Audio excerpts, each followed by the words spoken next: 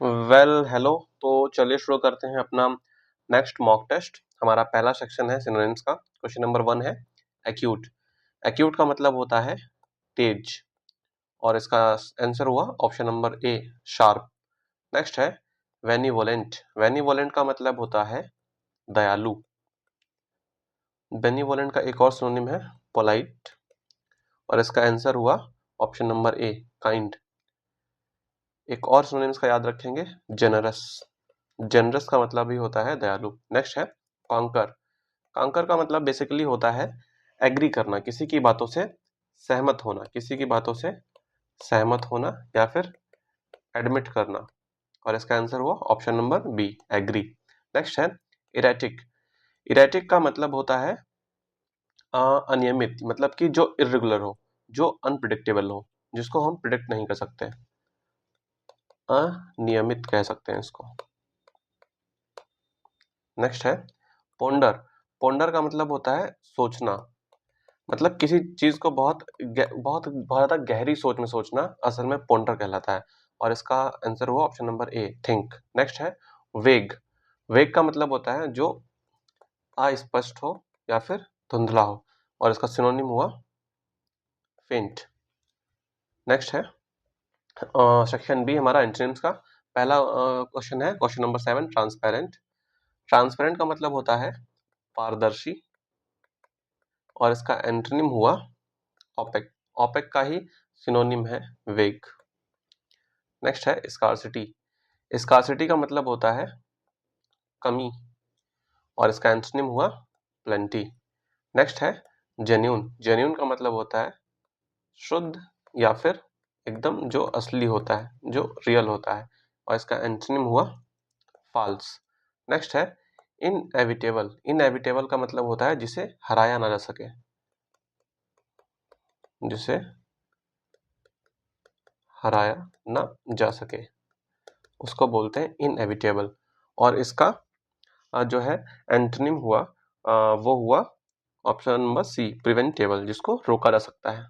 Preventable का मतलब होता है जिसको रोका जा सकता है। नेक्स्ट है इंडिफरेंट। इंडिफरेंट का मतलब होता है उदासीन। बेसिकली इसका मतलब होता है वो चीज जो इंडिफरेंट हो प्लेजर एंड पेन के। बेसिकली इसका जो एक सिनोनिम है उसको बोलते हैं स्ट्राइक, और इसका जो एंटोनिम हुआ वो हुआ कंसर्न। इसका एंटोनिम हुआ कंसर्न। नेक्स्ट है एरोगेंट। एरोगेंट का मतलब होता है घमंडी। एरोगेंट का मतलब होता है घमंडी, और इसका सिनोनिम हुआ मॉडेस्ट। मॉडेस्ट का मतलब होता है, सॉरी, इसका एंटोनिम हुआ मॉडेस्ट, विनम्र। नेक्स्ट है सेक्शन सी वन वर्ड्स। हमारा पहला क्वेश्चन है one who compiles a dictionary. एक ऐसा इंसान जो डिक्शनरी को कंपाइल करता है उसको बोलते हैं lexicographer, option number B. Next है a place where weapons are stored. जहां पर हथियार रखे जाते हैं, वेपन का मतलब हथियार होता है, जहां पर हथियार रखे जाते हैं उसको बोलते हैं आर्सेनल। नेक्स्ट है one who is always hopeful. एक ऐसा इंसान जो हमेशा होपफुल होता है उसको बोलते हैं ऑप्टिमिस्ट, जो हमेशा ब्राइट साइड ऑफ थिंग्स देखता है, जो हमेशा ब्राइट साइड ऑफ थिंग्स को देखता है उसको बोलते हैं ऑप्टिमिस्ट। नेक्स्ट है study of human societies. Human societies की स्टडी को कहते हैं sociology, option number B. Next है one who can use both hands equally. एक ऐसा इंसान जो दोनों हाथों को बराबर यूज कर सकता है उसको बोलते हैं एम्बिडेक्स्ट्रस। नेक्स्ट है section D idioms and phrases का है। पहला क्वेश्चन है टू ब्लो ओन ट्रम्पेट। अपनी तूती बजाना, यानी कि इसका आंसर होगा ऑप्शन नंबर ए प्रेज वन सेल्फ। नेक्स्ट है अ वाइल्ड गूज चेज। अ वाइल्ड गूज चेज मतलब होता है यूजलेस सर्च, बेकार की, निरर्थक प्रयास, निरर्थक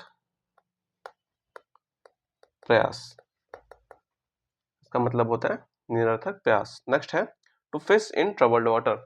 to fish in troubled water का मतलब होता है क्रिएट ट्रबल, यानी कि मुसीबत में होना। नेक्स्ट है to go hand in hand. To go hand in hand का मतलब होता है हैपन टुगेदर, यानी कि साथ में करना।